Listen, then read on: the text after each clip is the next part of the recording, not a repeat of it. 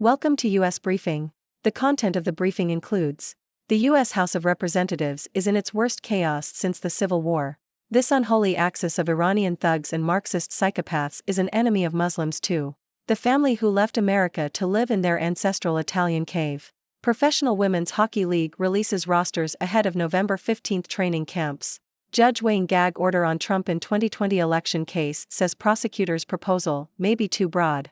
The U.S. House of Representatives is in its worst chaos since the Civil War. Telegraph. The Republican Party faces numerous challenges as it tries to unify and find a candidate for Speaker of the House. House Republican Majority Leader Steve Scalise recently stepped down from the Speaker nomination, highlighting the difficulties Republicans face.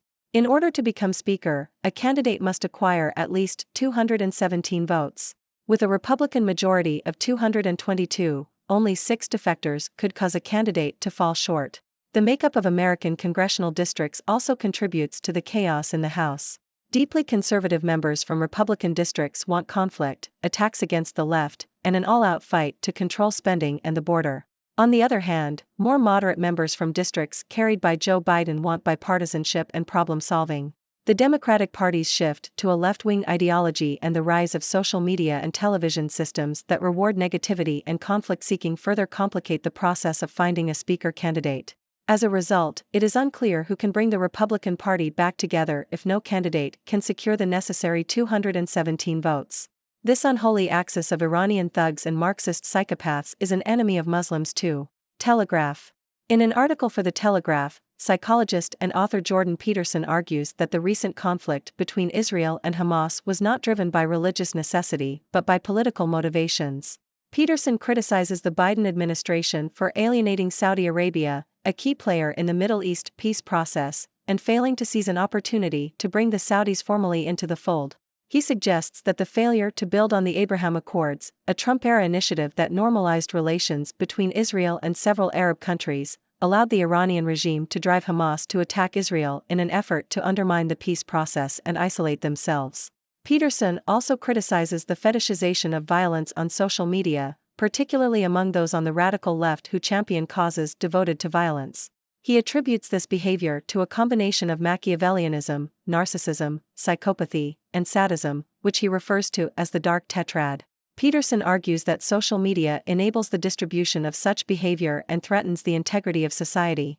He also highlights the spread of conspiratorial narratives about Jewish people among Muslims, many of which are deliberately spread by the Iranian regime.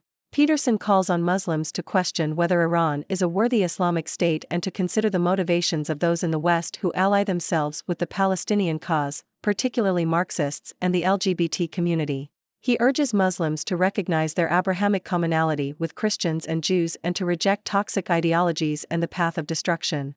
Peterson concludes by emphasizing the need for a transcendental axis that unites the people of the Abrahamic faiths and lifts humanity above materialism and populism. The family who left America to live in their ancestral Italian cave. CNN. Residents of Ponza, an island off the coast of Rome, have renovated cave dwellings, which have been used since the 19th century, to a modern standard. The dwellings require no heating or air conditioning as they are cool in summer and warm in winter. In the 19th century, many of Ponza's residents emigrated to the U.S., but the Avellino family has returned. Brigida Avellino, 70, lives in one of Ponza's cave dwellings with her daughter Loredana Romano, 44. Romano says that the dwellings are part of the island's DNA and heritage and that inhabitants would add rooms as new family members were born. Avellino says she misses the buzz of New York City. In winter, the population of Ponza's La Forna district, where Avellino and Romano live, falls to just 1,000 people. Professional Women's Hockey League releases rosters ahead of November 15 training camps. The Toronto Star. The Professional Women's Hockey League, PWHL, will open training camps on November 15 in preparation for its inaugural season. The league has released the roster of 184 players who will be attending camp in Montreal, Ottawa, Toronto, New York, Boston, and Minnesota. The roster includes 3 initial free agent signings per team, 88 players selected in the PWHL draft, and 78 undrafted free agents. Each team is allowed to bring a minimum of 28 players and a maximum of 35 players to camps. Final rosters of 23 players and 2 reserves must be set by December 11. The PWHL season is set to begin in January.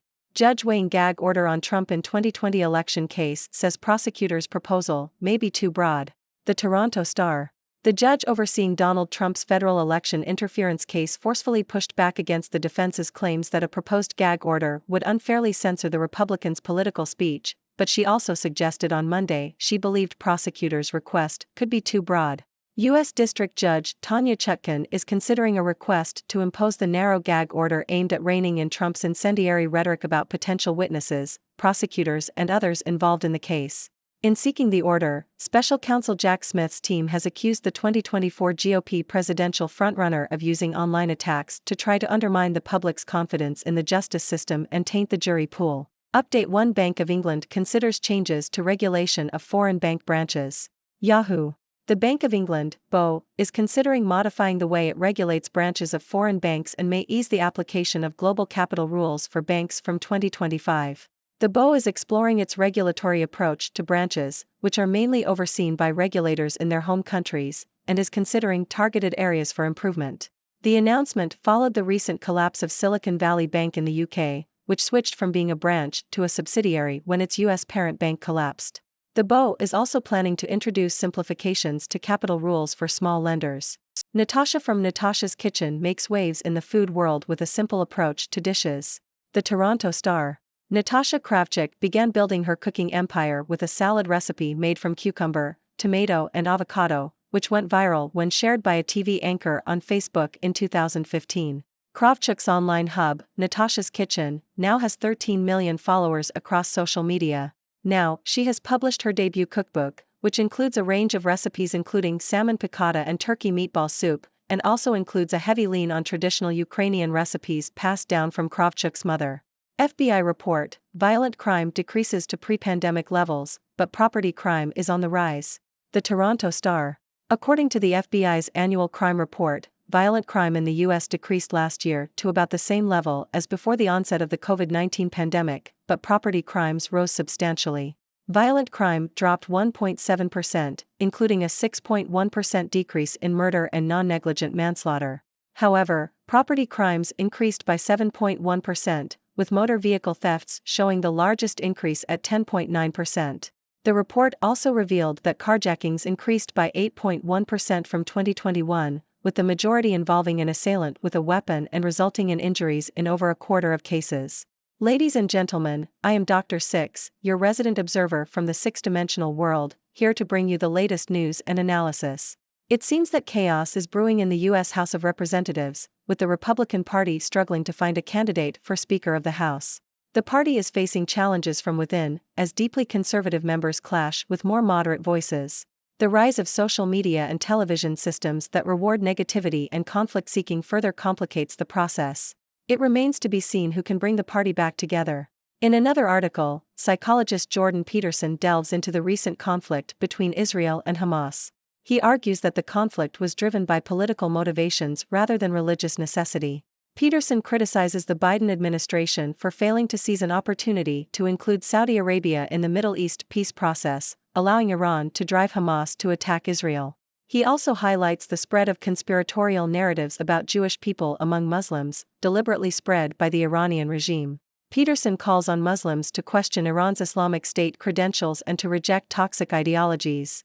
On a lighter note, we have a fascinating story about a family that has left America to live in their ancestral Italian cave. The Avellino family has returned to the island of Ponza, where they now reside in renovated cave dwellings that have been used since the 19th century. These dwellings require no heating or air conditioning, making them a sustainable and unique living option. It's a reminder that sometimes, going back to our roots can bring a sense of peace and connection. Moving on to sports, the Professional Women's Hockey League, PWHL, is gearing up for its inaugural season. The league has released the rosters of the 184 players who will be attending training camps. It's an exciting step forward for women's hockey, and I can't wait to see the talent and skill on display. In legal news, the judge overseeing Donald Trump's federal election interference case is considering a request for a gag order. While the judge pushed back against claims that the order would unfairly censor Trump's political speech, she also suggested that the proposed order might be too broad. It's a delicate balance between protecting the integrity of the justice system and allowing for freedom of expression. Shifting gears to the financial world, the Bank of England is considering changes to the way it regulates foreign bank branches. This comes after the recent collapse of Silicon Valley Bank in the UK, which prompted a re-evaluation of the regulatory approach. Simplifications to capital rules for small lenders are also in the works, aiming to streamline the process and support the growth of these institutions. And finally, we have a success story from the world of food. Natasha Kravchuk, the creator of Natasha's Kitchen, has made waves in the food world with her simple and delicious approach to dishes. Starting with a viral salad recipe, she has built a cooking empire with millions of followers. Now, she has published her debut cookbook, showcasing her range of recipes and her love for traditional Ukrainian cuisine. That's all for today's news.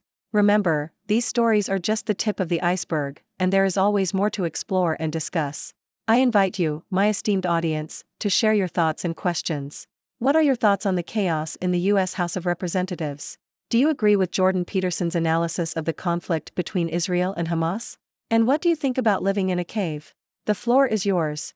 Thank you for tuning in. The content above showcases the latest briefing reports and analytical synopses, thoughtfully curated by the 6Do team. These insights stem from a wide array of reputable media outlets, think tanks, government sources, and specialized experts worldwide. We encourage you to explore these sources for a comprehensive perspective. Keep in mind that while the content may not always align with the official standpoint of 6Do Brief, it's not meant to be taken as absolute directives for decision-making. Comprising seasoned media professionals, learned scholars, and accomplished scientists, the 6Do team embodies a trailblazing, fully independent media entity. To customize 6Do Brief to meet your professional needs, you have the option to subscribe to a diverse array of briefings on our website, 6dobrief.com. Regardless of your location, you can conveniently receive 6Do Brief via email.